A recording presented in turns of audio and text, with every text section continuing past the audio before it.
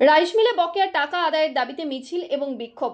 পূর্ব বর্ধমান জেলার মেমারি 2 নম্বর ব্লকের অন্তর্গত বড় পলাশনের ঘুষকের পাড় সংলগ্ন এলাকার টুসু রাইস মিল।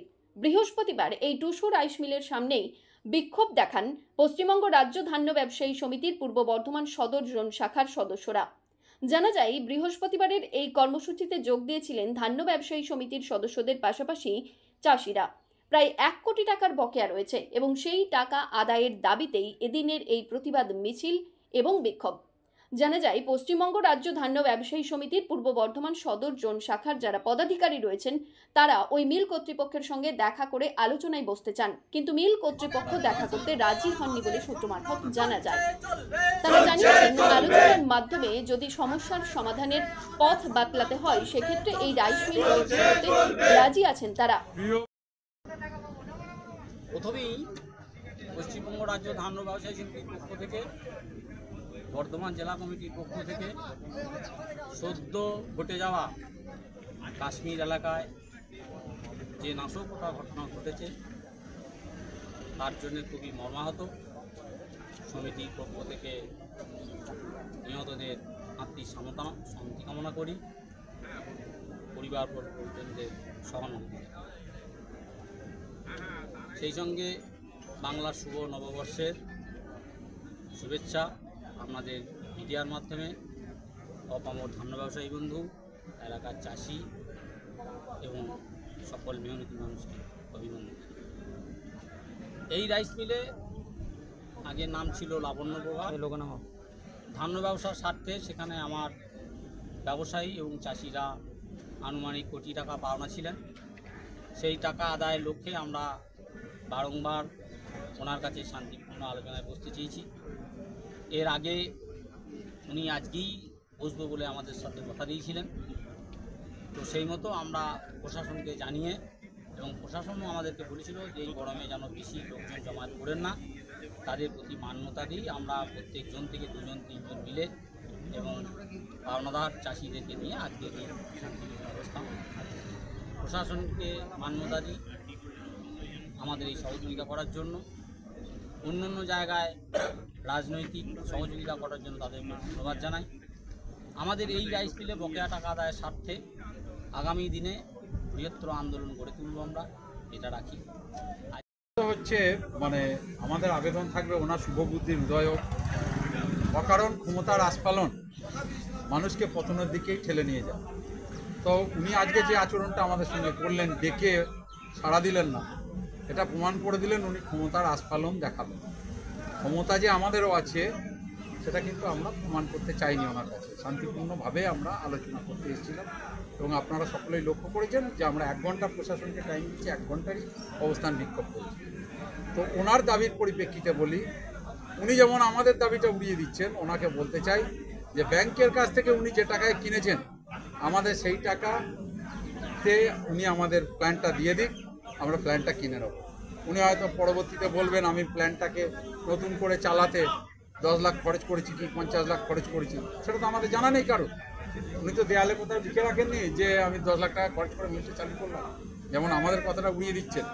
তো আমরা 2 মাস, প্রয়োজন হলে 1 মাসের মধ্যেই আমরা মিলটা কিনে নিতে পারবো। ব্যাংকের কাছে উনি যে টাকায় কিনেছেন সেই টাকাতে আমরা মিলটা কিনে নিতে পারবো। ওনারা বলছেন যে পাকা কোনো বিল নেই, ধান যে দিয়েছেন তার জন্য কোনো পাকা বিল নেই। ওনার কাছে একবার আপনাদের মাধ্যমেই বলি, ওই ভদ্রলোকের নামে একটা পাবলিক ইন্টারেস্ট কেস আমি করে দিচ্ছি, যাকে বলে PIL।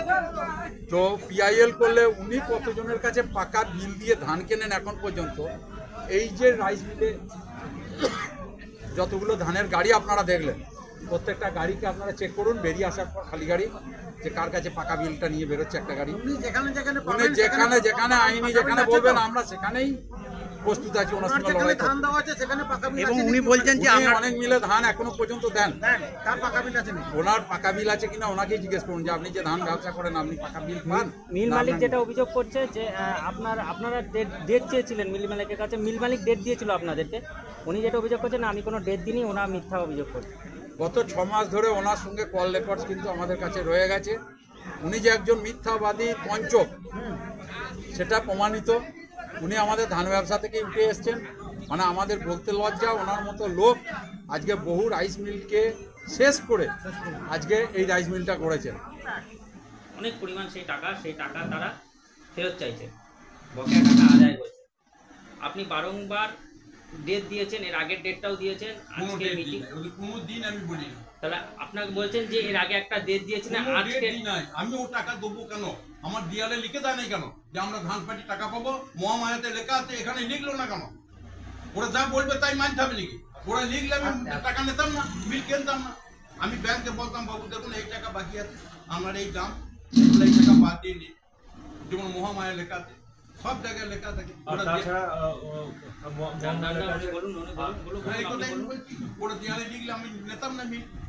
এইবেলা ওরা যদি মিল নিতে আমি 1.5 টাকায় কিনেছি আর আমি যে টাকায় বাগিয়েছি নিয়ে নিক দিয়ে মিল ওরা নিয়ে আমি ছেড়ে দেবো।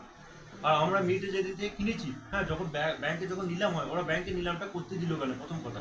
আর আমি জানিও না যে আমরা দূর থেকে এসেছি যে এখানে টাকা পাই। আমরা কিন্তু ব্যাংকে যেই ব্যাংকে নিয়েছি সেই ব্যাংকও বলে না যে চাষি টাকা পায়। এবার আমরা ব্যাংক থেকে নিয়েছি, আমরা অক্সিজেন, আপনারা খোঁজ খবর না নিয়ে মিলটা আপনারা আমরা তো অক্সিজেন ব্যাংক, আমরা তো অক্সিজেন নিয়েছি, আমি তো নিলামে নিয়েছি।